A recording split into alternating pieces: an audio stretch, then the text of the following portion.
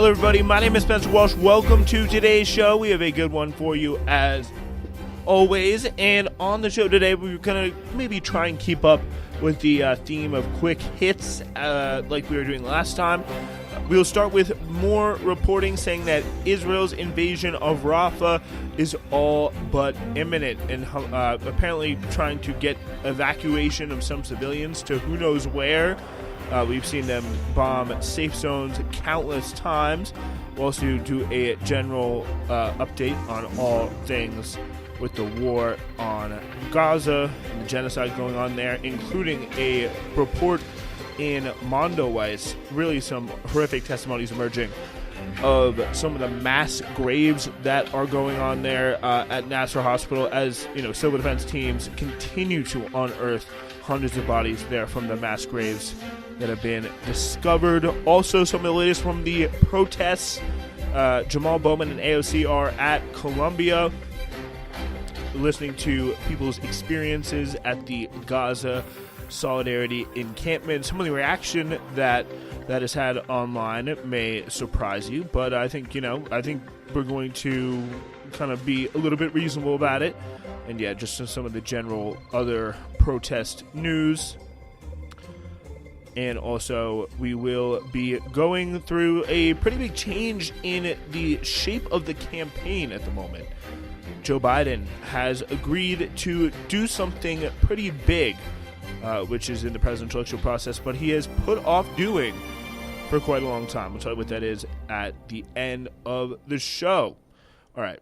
So we do start with Rafah, and what we are, watching, obviously, is the upcoming, very likely, many kind of Western outlets are reporting that it seems to be essentially all but inevitable. After weeks of delays, negotiations, and distraction, Israel appeared to hint this week that its assault of Rafah, a city crowded with displaced persons above ground and riddled with Hamas tunnels below, was all but inevitable. This is here, from the New York Times. It's always a little bit, risky. I think the New York Times has proven themselves to be, especially on this issue, an uncredible resource. They have messed up on the big moments multiple times that we've covered pretty in depth throughout the course of this show, and they've shown their pretty bias in favor. We just talked yesterday about, or 2-3 shows ago, about some of the words that they were being told to use and not use when it comes to all things Gaza and Palestinian coverage. It's got the Hamas tunnels. It was like, I'm sure, I'm sure it does have Hamas tunnels, but it's like we're finding mass graves here, and we're talking about, tunnels that may be there by Hamas where they may be hot. Like, this is, it just plays into, perfectly well the justification here for what Israel is about to do, and everyone kind of knows they're about to do, and, it's what they're going to claim. Oh, we were targeting the Hamas tunnels. Oh, we were doing this. It's like, it's, we see all the videos. They're not really of them flooding the tunnels. They're of them, shooting the people with the white flags. They're of them, burying people in the hospitals, besieging the hospitals, targeting civilians every 6 ways to Sunday. But, nothing really has, affected or had changed from this clear pattern of events. So, again, in what some analysts and residents here of the city saw as a sign of preparations for an invasion, an Israeli military official on Tuesday gave some details that include relocating civilians to a safe zone a few miles away from the Mediterranean Post. Just a day earlier, Israeli warplanes bombed Rafah, increasing fears among some of the civilians sheltering there. Again, half of the population of Gaza, about 1 million people, are sheltering there at the moment.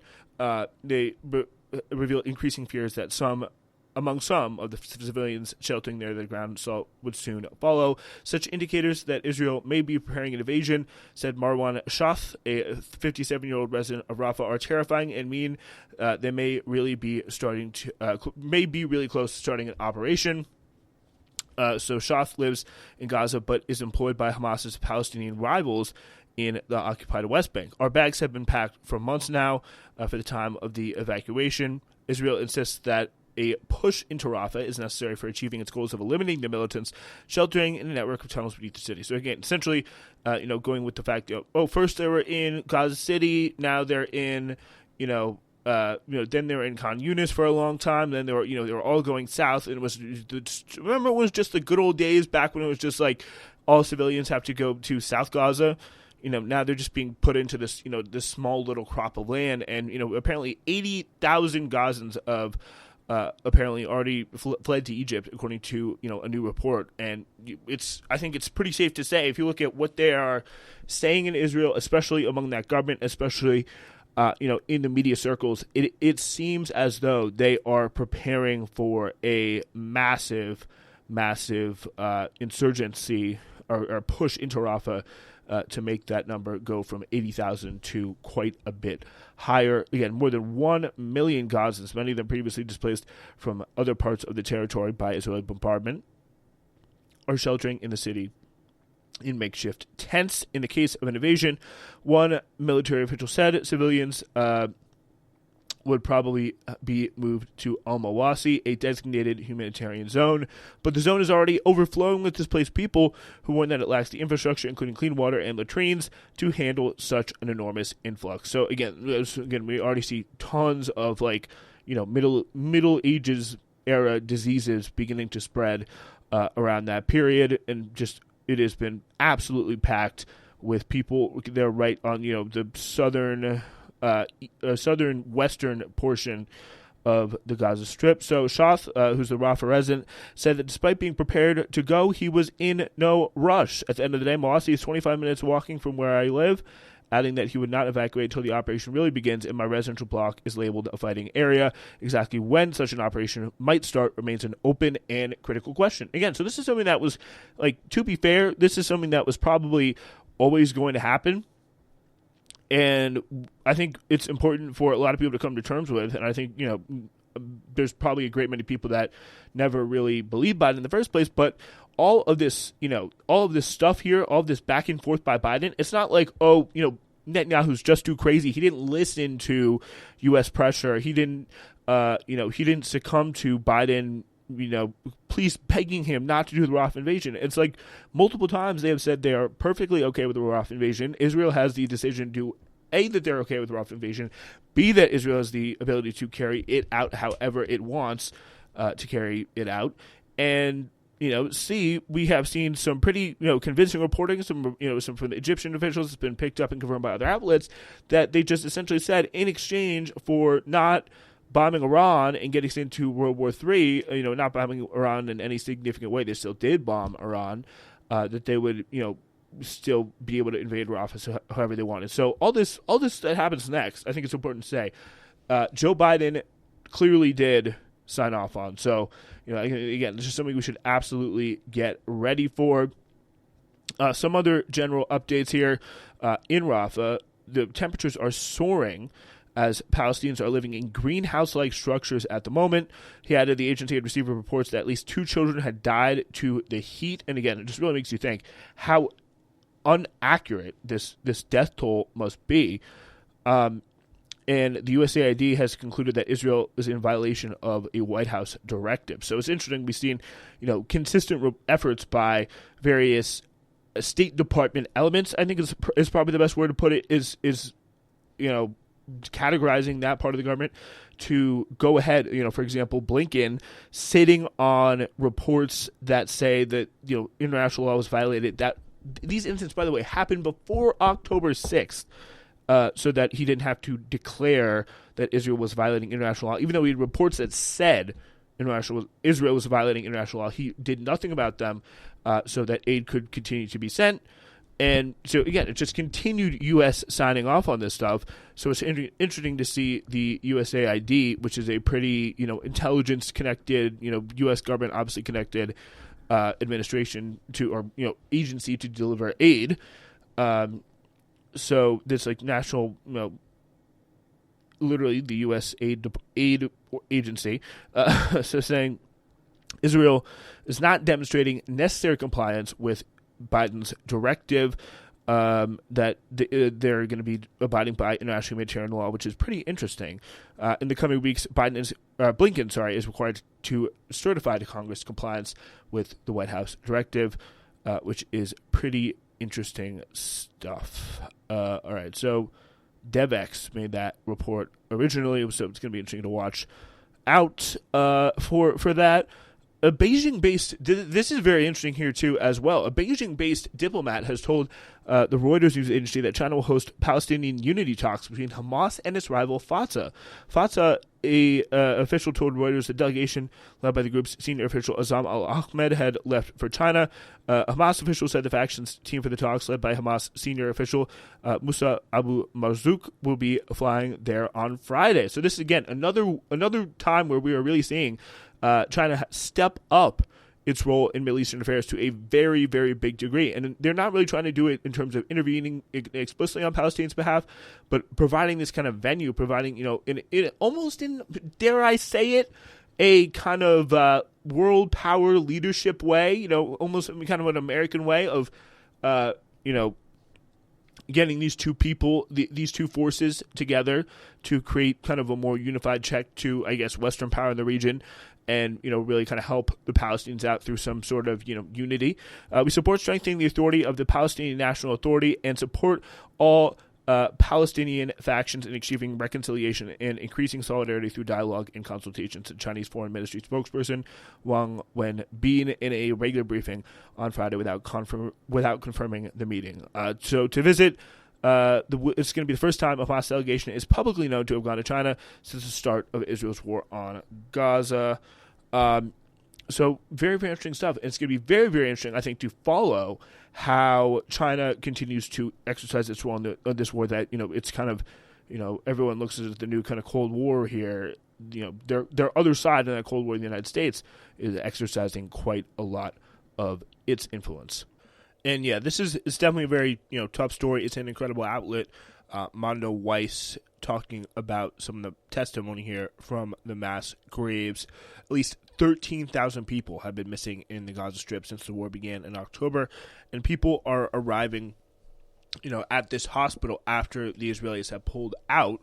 I think it's important to say, because they were, in there besieging the place, and now, the Palestinians who were there, sheltering there, whatever, because, as we've talked about here on this show before, hospitals have been such a big point of just coming together, of recharging, of just having some of the necessities you need to survive.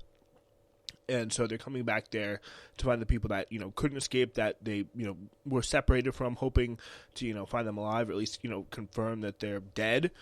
And that... So yeah, it talks here about Iman, his wife, Jamila, and his son, Abdul Karim. And they insisted on going to the Nasser Medical Complex after the civil defense announced that 200 bodies had been recovered in one day. The family was there to look for Abdul Karim's younger brother, who had been missing in Khan Yunis for just over 2 months. Once at the gates of the compound, Jamila could not bear the sight and smell of the death, so she stayed outside with her son Abdul Karim while Iman went to inspect the bodies. "I could not bear to take a single step in there," Jamila told Mondo West at the door of the complex. "It is a scene that a person cannot bear. A great massacre, a large basin of blood, a pit of bodies buried, cut up." The civil defense teams at Nasser Hospital say that the mass graves they uncovered here contain more than 400 martyrs. By the way, this is from Tariq Hajjaj. I'm probably not saying that name right. Apologies. But it is, somebody who is right there, in the moment in Gaza. So apparently here he searches Iman. This is the dad of this family, searching for, his son among 200 people in this, fresh mass grave. Some of the decomposing bodies were already skeletons. So he looks for identifying signs like the clothes his son wore the last time he went out. He was wearing the blue wool sweater I bought for him. Excuse me. And it's just, they know, it's just down to the clothing at this point. Like, if you had a loved one, would you know them, well enough to know the clothes that they would, be wearing, so you can identify them when they're eventually a corpse in a destroyed hospital. Over the past several days, new families have arrived as people continue flocking to the complex.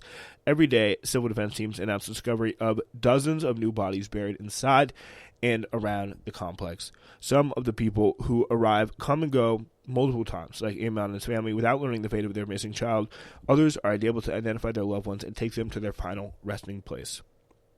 And it's not so much, they're thinking that he's even alive. They just want the chance to, be able to finally close the book, to know for sure, to be able to say this person, he's, my son, my brother, whatever, is no longer with us. Really, really unimaginable. Allah Ashley identified his 19-year-old son Moaz's body in Nasser Hospital. Despite the pain he endured in collecting his son's body, picking him up from the dirt, burying him with his own hands, it was an end to the fate of his missing son. Burying your son with your own hands. And this is what we just sent 26 billion more, dollars to. It's unbelievable. It's just, even if we say, I think in the West, in the U.S., that we're so, appalled, we're so horrified by this, there is nothing that we can, we can't really mean it, because we just have not, I feel like, experienced. If you're just like someone who's born and lived in America all your life, has just not experienced living through hell on earth in this way. Some families are summoned to, bury their children after their relatives recognize them, and they come, carrying flowers to transport their bodies to other graves. The bodies are lined up among the people in the hopes that whoever comes will recognize some of them. After identified, they're placed in a new plastic bag covered with a white shroud and buried yet again. And it's just, it's just pictures of just kids grieving their fathers, fathers grieving their sons. It's just coming in. It's just one of the most absolutely gut-wrenching videos. There's probably been 4 or 5 videos that almost follow this exact pattern. Is there's this doctor in a hospital who is maybe someone who's old enough to have a mom who's old enough to have a kid who's 17, 18 years old, and then she walks over, sees the kid who's on a stretcher and dead, and just breaks down crying. And it's just like this. How many times has that happened? Do you think? Probably countless times. It's like it's unimaginable suffering, and so many times that are just not even close to being recorded in the in the Hamas-run health ministries count. It's just like, it's unbelievable. So the civil defense teams, it's unknowable for Western, people who've lived in, places like America all our lives. If you're rich, if you're poor, you still live in America. You still live in the center of it all, and this is unimaginable. So Colonel Yaman Abu Suleiman, the director of the civil defense in Khan Yunis, have been working at the scene for over the past 4 days. He said he and his colleagues have recovered 300 bodies so far, confirming that a large number of the dead show signs of torture and execution. Abu Suleiman told Modern Weiss that Israeli forces deliberately carried out indiscriminate killings at Nasser Hospital and tried to hide them in mass graves after collecting them in bags placed on top of each other. Many of the bodies were cut up in pieces, some even torn in half, showing signs of tank treads and bulldozer tracks. There was no morality in dealing with the martyrs and the dead. Jesus Christ. So Abu Suleiman said, and it's something that we talked about before in the show, because we've seen it again, time and time again, like this love of death, celebration of Palestinian death and extermination. From the time, there's records of, them cheering the death of a baby, whether, some extreme Zionist settlers. We see all the, the stuff that Israeli soldiers have been posting on TikTok, to the way they, literally run over bodies, and it's not even up for debate. There's video of them doing it. There is video of them doing it. So it's like, it really is unimaginable here. Confirms that he recovered bodies with their hands tied with plastic tape, which the Israeli soldiers used to bind their prisoners. Abu Suleiman says they also found martyrs with their eyes and mouths blindfolded. He points out the collection of body parts has not yet been completed, and the Ministry of Health will hold a conference in the coming days to reveal further details. He also asserts that There are dozens of mass graves all over Gaza. We are still continuing discovering graves in various places based on the presence of bodies in those areas, which leads us to begin searching and excavating the vicinity until we find mass graves and extract the bodies from them in the dozens, he tells Monowitz. And, this probably, it's to a certain extent is slowly getting added to the death toll. And, it is just, signs of brutality that, are the textbook indicators of genocide, of mass intent, mass extermination intent. Here it is really, it's all there. The mass graves at the Nasser complex were not the first to be found in Gaza. A few weeks ago, mass graves were also discovered at Al-Shifa Medical Hospital in Gaza City, and they are still, by the way, being discovered at Al-Shifa after Israel's massacre recently there. And now the Israeli army has withdrawn following the conclusion of its assault on the Nasser Hospital in Khan Yunis, leaving behind a similar story. The Euromed Human Rights Monitor said so far that it has documented a combined total of 140 unmarked graves and mass graves across the Gaza Strip, containing the bodies of thousands of victims since October 7th. These graves include documented cases of people who were executed by the occupation before being buried. The Civil Defense Team's discovery of really hundreds of bodies from mass graves in the Al-Shifa Medical Complex and the Nasser Hospital represents a dark chapter in the history of military violations. You could say that again. Allah al-Arabashli, the father who found his son Moaz, said that he can never have imagined he would be looking for his son in a ditch full of human body parts. Still, he was able to find him and be at peace, knowing that his son was a martyr. I collected my son with my own two hands, and I took him to his final resting place. It felt like pulling my heart out of the earth. But I consider myself lucky, he added. I found my son. There are thousands of people who don't know where their loved ones are. And, that sums about the state of what's going on in Gaza right now. It is unimaginable. It is unimaginable, and it's something that, not only can we, I think, as Westerners never really fully, truly understand, we are aiding and abetting it in every single way, shape, and form. So, anyway, we turn the page a little bit to the latest on all things campus, and I think a great person to follow this is Talia Jane, who is someone who's, a New York City-based independent journalist, but really does go into depth, have a lot of great sources in a lot of different places, and someone who just, a lot of radical people like to just send her videos of crazy things happening. But this is, kind of a picture that she posted out of Representatives AOC and Jamal Bowman at Columbia listening to people's experiences before surveying the Gaza Solidarity Encampment. It says, she writes that Bowen was listening to faculty experiences and observations, then did the same for students after reading community agreements before AOC arrived. First of all, I think it's good to see Jamal Bowman really leaning into Palestine here. It's not going to be something that he is going to back away from in what's going to be a very challenging campaign that is probably going to be essentially in large part decided by this issue in southern Westchester and the northern Bronx, where he is running. It, kind of just up north, up whatever parkway it is, I don't even know, from Columbia University in Upper Manhattan. But he and AOC coming, actually, I think this is the part that kind of is causing a bit of debate.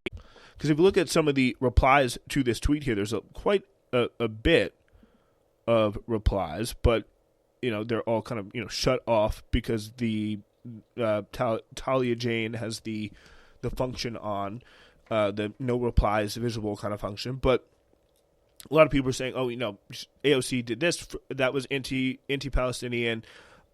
Jamal Bowman did that. And I think it's definitely very fair, with Jamal Bowman on the Iron Dome vote, AOC on the Iron Dome vote, and I think AOC kind of really cozying up to Biden in a way that was really unnecessary and was way before. It was like a year and a half, I think, before the election day. AOC was already coming out for Biden, taking selfies with him. I think it was supposed to be a big moment, when the other day Joe Biden actually said at a rally, every time, I never regret listening to this woman. No, she's a really great great person. And so, like, and that was supposed to be a big moment, like, two parts, Biden embracing AOC, peace at last, Democratic Party.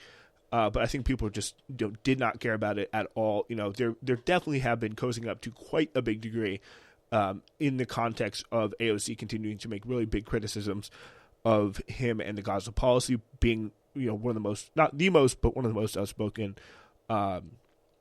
members of the squad. But I think the biggest complaint I've had in the past with AOC is that she doesn't rely on the base. She doesn't communicate with the base. But it has to be a two-way street. The base has to be, working with her. And this is why, again, despite, I think, another thing that I guess kind of ties into this is the kind of under the theme of the general management of this encampment by these students. They were able to come in, talk to AOC and Jamal Bowman. It'd be interesting to see what comes of it. If they can actually, form a collaboration, make themselves stronger together, to quote a wonderful 2016 campaign slogan. But it is something that a lot of people, I'd say, are being a little hypocritical on when they're saying, gotta listen to the base, gotta, include AOC, got a lot of people out there waiting to, go to war for her, go to bat for her, for her to represent them in Congress. She is coming up, she was showing up to something that has been really condemned by a lot of factions in the Democratic base as well. The Democratic, establishment. And I think it is very, very smart that they are coming in and listening to her and Jamal Bowman. But they also had another crisis to deal with, which is this. I think, New York Times characterized him as one of the spokespeople. I'd be interested to see how, the people actually in the movement would characterize that if they have, any kind of rebuttal. Because, again, I really do think on this issue, it is, the New York Times always does need a second check. It's like, you're reading Fox News and they say something that seems a little bit iffy. You want to give it a second look. Because obviously it'd be very, convenient for the pro-Israeli side if this guy who I think said, that Zionists don't deserve to live was the big quote of what he said is, this big spokesperson for the movement. But they did, they came out very quickly, unequivocally condemned it, kind of came out with the guy who said it, who also apologized, said it was completely wrong. And, it was moved past, and this is what he said in a online video that was posted after, he's getting some pretty vicious harassment his way for his pro-Palestinian stances, and also, centered around the fact that he is a gay black guy. So that, I think that's definitely all, certainly things to take into account. And I think it's also taking into account, the way it was handled by the organizers. But it's also going to be, in the everlasting public relations war, people are really noticing. People, there's really incredibly moving videos coming from Gaza of kids in Gaza being like, "Thank you to the students of Columbia University. We see you. You're giving us hope. We're sending you strength in return." All that stuff. You can really say, like, even people that disagree with the protests really also, disagree with the way that they're getting handled.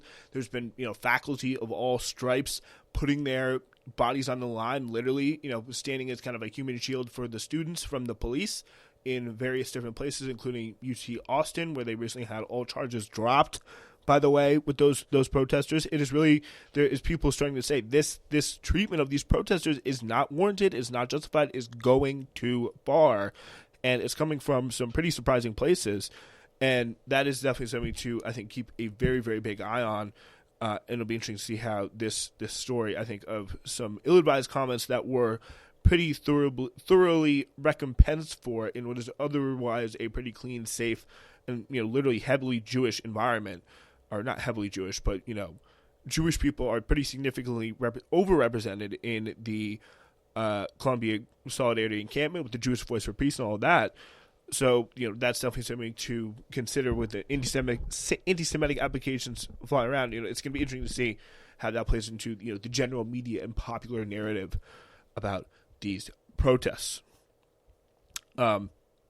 There has been some interesting reports with the NYU Gaza Solidarity encampment. It is just relaunched.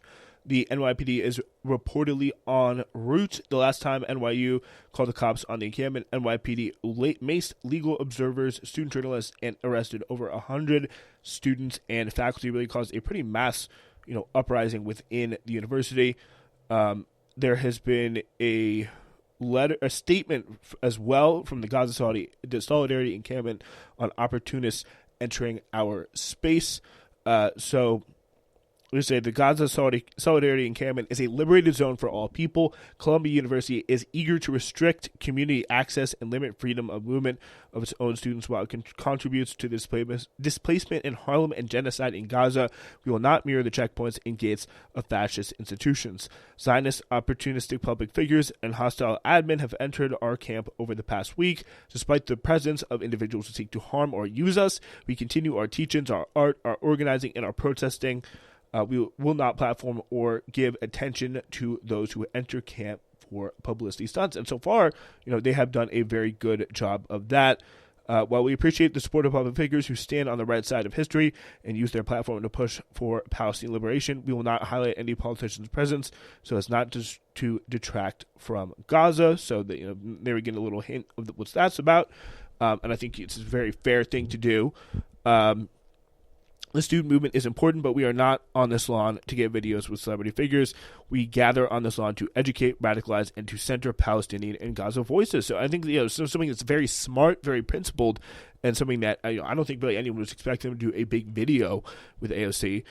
They say, we see through the politicians who previously were silent, refusing to acknowledge their complicity in ongoing genocide, who now come to our campus seeking photo ops for political campaigns.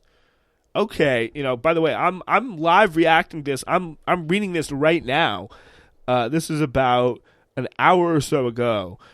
We see through the politicians who previously were silent, refusing to acknowledge their complicity in the ongoing genocide, who now come to our campus seeking photo ops for political campaigns. It was just two of the people. So apparently this meeting did not go well. And at least the student organizers who have handled this very, very well and have come off very, very competently felt that Jamal Bowman and AOC, this is what I'm taking from this, use this appearance as some sort of photo op. So I think that's very, very interesting. To all public figures, if you choose to visit our encampment, utilize your power and position to fight for Palestine. Otherwise, you are failing to uphold the tenets of this movement. Do not turn this into a free speech issue. This is about the genocide in Gaza, and we have made this abundantly clear. If you are unwilling to take an anti-Zionist position, and if you are unwilling to condemn Israel's genocide so as to not lose political funding, your presence at camp is hypocritical and self-serving. So the strength of this camp, they say, comes from the Palestinian people. We honor their struggle and the resistance we learn from their histories, their creativity, and their love. To close the fest, we will not stop. We will not rest. Free Palestine. So, wow. Lots of politicians, they say, this was Talia Jane breaking this down, lots of politicians have visited the camp to observe and make statements about their observations. Lots of Zionists have entered too. Entry does not equal endorsement. The only people I've seen blocked entry are those who enter with the intent to film people without consent, i.e. instigators, as well as slowing the flow of press, since ton come in all at once and many don't respect affirmative consent requirement for taking of photos. I think it is noteworthy who stops by, and I have on-tape interviews with some politicians, but I didn't post those for much the same reasoning independently outlined by the camp above. It's a clarity focus that leads to similar conclusions, she said, which I think is a very, very fair and interesting point to make. Anyway. Yeah, I'm unaware of any of the other politicians. I haven't really seen it on social media. AOC and Jamal Bowman have been going around a lot, and that could be what prompted, this statement. But maybe I'm missing some other politicians that have been going around that are more objectionable, to the cause that they feel to this need to make this statement about, entry does not equal endorsement, and it's not just about Jamal Bowman and AOC being there. Okay, so now we will move on. Apparently, Biden has just changed his mind in a pretty big way. Joe Biden apparently well, not apparently, he did say this. President Biden said on Friday he's going to participate in a general election debate with former President Donald J. Trump, a striking shift after months in which he and his campaign declined to comment to appearing on stage with the Republican rival. To Mr. Biden's announcement made in response to a question from the radio host Howard Stern comes after pressure from television networks and Trump's campaign for the president to agree to participate in debates. When Stern asked Biden if he would debate Trump, the president replied, "I am somewhere. I don't know when, but I'm happy to debate him." So Biden's remarks appear to be off the cuff rather than the planned announcement of a shift in campaign strategy, according to a top official. The Biden campaign directed questions on Friday about whether its stance on debates had changed to Biden's comments on the Stern program. So Trump apparently, he meanwhile was in the courthouse. He had some things to say on this. Crooked Joe Biden just announced that he's willing to debate. Everyone knows he doesn't really mean it, but in the case he does, I say anywhere, anytime, any place. An old expression used by fighters. Love that little little addendum there from Trump, dropping in that old expression to sound, hard and tough. It's, by the way, old expression used by the fighters. They say anywhere, anytime, any place. Hopefully, my Trump impersonation didn't cause anyone listening to stop listening. But if you're still here, thank you for that. This is the key thing about this is, we have said before on the show, it all comes back to certain themes. Biden's big weaknesses are the cruelty weakness. A lot of his base is really turned off by him just generally not sticking up for them and kind of their individual interests, whether, which are also, it's a kind of reductive way to say this, but, some of the key policies that, for example, that black people care about that was scuttled, for example, the police reform bill, or not black people is a broad way of putting it, but the organized black political groups are pretty pissed at him for that. They're also pretty pissed at him for Gaza, Arabs, American voters, young voters, Hispanic voters also increasingly, turning off Biden for, a whole different variety of reasons, depending on, which type of Hispanic voter you're talking to, from which country they come from, and where they happen to live in the country. They're turning off Biden for the different reasons as well. They could also, fall into either of these two categories, which brings me to the second category, which is this kind of competence category. And it very much is a strength thing. It's how much, it plays into this a little bit with Gaza too. This Ukraine situation, we're sending all these much money to foreign wars. America doesn't respect us anymore. This is exactly what Trump can play into. We just spent almost $100 billion more on military aid because we're literally in two more wars now, or that's, I think, the way a lot of people see it. If we're sending money, it is becoming, more of this kind of commitment. A lot of chaos happening over the globe. Biden's old. He can't control it. He's just going to do, another basement campaign. And this, even if it goes badly, I think the debates will most likely go a lot worse for Trump, just kind of him being himself versus Biden being himself, because they can drug Biden up for a little bit. He can come out there, do reasonably fine. But Trump's just unlikableness to a lot of those people who originally were leaning towards him because they were so turned off by Biden's incompetence and weakness on a variety of issues, including, his age and his, speaking and appearance weaknesses being chief among them. If he comes out there, debates Trump, does reasonably well, but also Trump is super, by his standards, and Trump comes off as super unlikable and crazy and can't stop talking about January 6th and how he really won in 2020, that is a real unequivocal win for Joe Biden. And is also, by the way, a lot better than the alternative of him just looking like, a little bitch, frankly, and not debating Donald Trump again, because if he really thinks democracy on the line, he should get his butt out there and debate. All right, that's all we got for you guys today. We will be back on Monday, hopefully. Let's see, Flash.